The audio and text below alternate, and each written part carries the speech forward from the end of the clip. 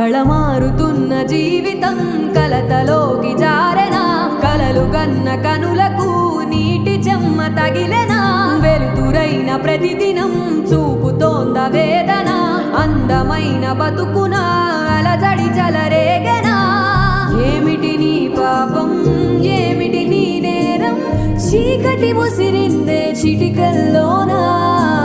తీరదు నీ శోకం